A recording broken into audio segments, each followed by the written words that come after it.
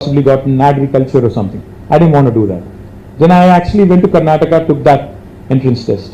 Now what happened is, of course, in Karnataka there were many more medical colleges. The private medical college system is far more robust, so I got in there. In fact, I got in some of the best colleges in Karnataka. But my father is a very persuasive man. He can convince you, to basically do anything he wants. Right? So when I came and told him that I got through this entrance test in Karnataka and I'm going to join medicine in Karnataka, he told me, do you know how many years a doctor's, kind of takes to settle into life? I said, I have no clue. My mom wanted me to be a doctor, so I'm going to be a doctor. He said, you'll be 32 or 33 by the time you complete your graduation, post-graduation, super specialization and a bunch of other things. And then for the rest of your life, you could be called at 12 in the midnight, for an emergency, and you'll have to run. So there won't be much of a work-life balance. He kind of basically stressed me out by saying all that. I said, okay, if that is the case, I'm not doing it. I'd rather do something else. So that's how I ended up not being a doctor, is where I'm going with this. But I do believe sincerely, because each and every time some family member of mine had an emergency, the kind of admiration, the kind of respect in that movement, in that moment, any person would have toward the doctor that treats you is something that is unquantifiable, immeasurable, and that kind of gratitude, that kind of amazement with which we look at you, all the people engaged in this noble profession, that cannot be summed up in words. So my compliments to you, because these are all intangibles. Now I am the Minister for Municipal Administration. I keep telling my team, that अगर हैदराबाद को हम लोग हर दिन साफ रखते हैं, हर दिन अगर साफ सुथरा रखते हैं, कोई हमें कॉम्प्लीमेंट नहीं देता है, कोई भी हमें तारीफ नहीं करता है, बट 4 दिन छोड़ दो, इतना गाली मिलता है. Same applies to you guys also. You treat a patient very well, you'll just be given a thanks. You'll just be told, you've done a great job, thank you very much. But that 1 out of 1,000 mess ups will get you such flack that you will never ever forget for the rest of your life. That is a profession that you've chosen, unfortunately or fortunately. So therefore, it is a thankless job. But I think this is one opportunity that I would like to take to thank this entire brilliant team of medical professionals assembled here. Thank you very much on behalf of the people of Telangana, of all of us non-medical professionals. In the past few years, of course, India has made tremendous advancements in the field of medicine. Many of our doctors, like Dr. Reddy here, have made their mark on the international arena. I know Dr. Reddy also travels quite a bit. He travels, I think, to at least a few countries every month. A noble profession like medicine, of course, can play a pivotal role in breaking the boundaries of gender bias as well. Although historically it has been a male-dominated field, many extraordinary women also have paved way as pioneers in healthcare. One such path-breaking personality was Dr.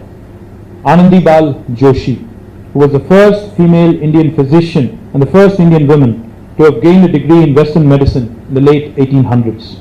Another example, of course, is Dr. V. Shanta, an oncologist who was awarded Padma Shri and Padma Bhushan and Padma Vibhushan awards for her efforts in improving accessibility of affordable cancer treatment.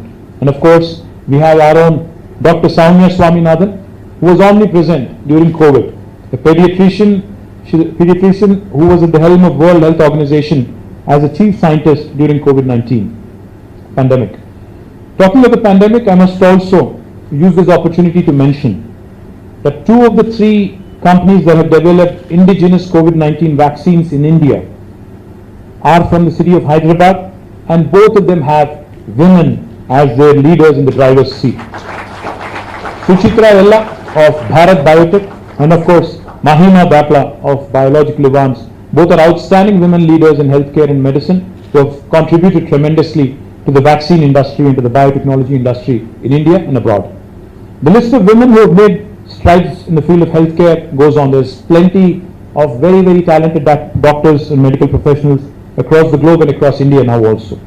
Today, our healthcare systems are rapidly transforming as they embrace digital technologies.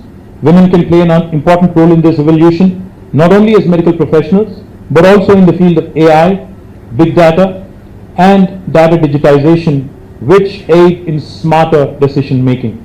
As a state with leadership position in technology and also life sciences, broadly, of course, healthcare. We are thrilled about the opportunities presented by the new areas of medicine and biomedical technologies. I keep saying this very often. I keep saying that Hyderabad is neither north of India nor south of India. In fact, Hyderabad is where the north of India meets the south of India. Hyderabad is where paratha meets dosa. Hyderabad is where biology meets technology. Hyderabad is where data sciences marries life sciences. Hyderabad is where Mangoverse meets Metaverse. Hyderabad is that beautiful melting pot where the confluence of these technologies can be leveraged to the greater good of humanity, greater good of healthcare advancements in today's world. Honorable Chief Minister of Telangana, Shri KCR Garu, he always tells us one thing. Whenever I talk to him about fancy new technology, he only has one question.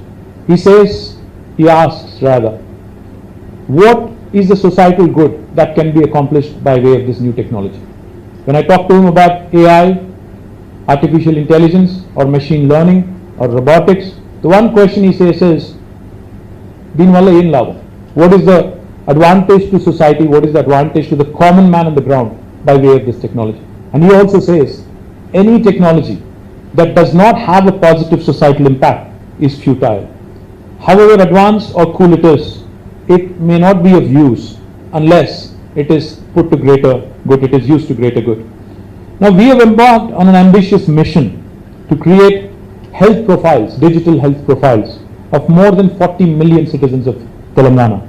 Now this is one unique effort in Telangana that I am super proud of, because this brings about the convergence of medicine and technology.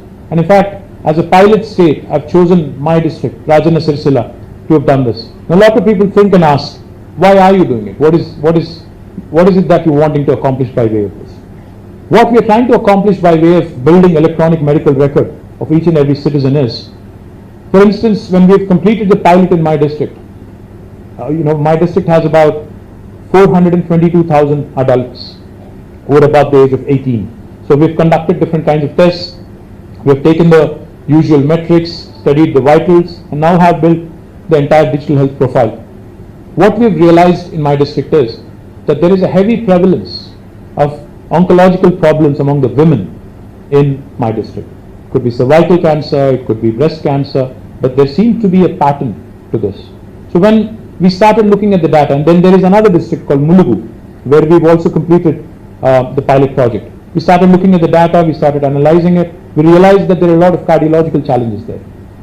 So as a government, when you're planning 33 medical colleges, government medical colleges in each of the districts, what we ought to be doing now is start preparing for the future, start bracing for the future based on the data we have.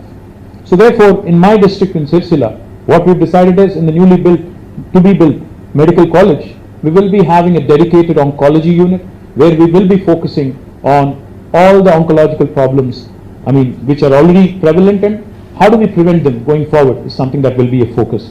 So this sort of predictive healthcare planning is what we would love to accomplish, and leveraging AI, valuable data from electronic and medical health records, we can turn these insights into future healthcare strategies. On the other hand, genomics, database analytics also can aid in precision medicine, and we can design tailor-made treatments for patients, especially, like I said, in oncology. While technology is of course revolutionizing healthcare, and robots probably are going to take over surgeries at some point, at least the simple ones, I strongly believe that human element will always be central to the field of medicine and can't be replaced ever. Women in general are more compassionate, of course, sincere. The men are going to hate me for saying this, are more committed, and hence they of course make fantastic surgeons. Most importantly, women make up almost 50% of the workforce in the world. However, there is still adequate room for us to do better, as Dr. Reddy just pointed out. If in his hospital, with his progressive outlook, it's only 34.8% is what you mentioned. I think there is a lot of room to do better and increase participation and career advancement of women in science, technology, engineering, mathematics, and most importantly, medicine. In the recent past, women scientists like Drs. Frances H. Arnold, Emmanuel Charpentier, Jennifer Doudna, among others, have been deservingly recognized with Nobel Prize for their pioneering work in the field of biomedical engineering and have really broken the glass ceiling. It is true that number of women doctors have been on a rise around the world. When compared to the last decade, there is a rise in the number of women pursuing medicine as students. In 2016-17, there was a spurt in the number of women pursuing postdoctoral medicine. However, it still remains a domain where there is a dearth of practicing female doctors in India. I see this with a sense of urgency.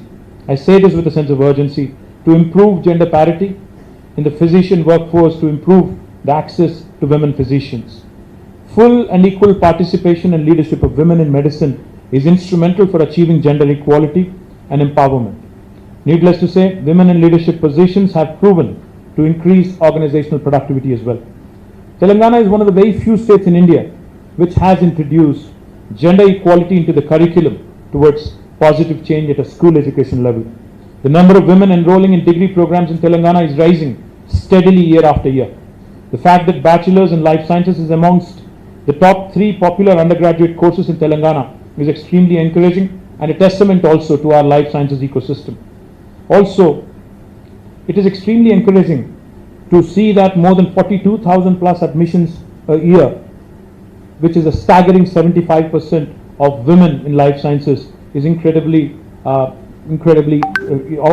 opportunity to create a strong workforce. This is a reflection not just of the aptitude of women to take up science, but also a support system within families that encourages them to take up this stream of life.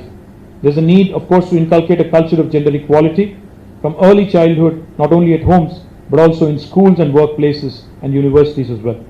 As per the latest NFHS, that is the National Family Health Survey report, our state has among the highest population of working women in India.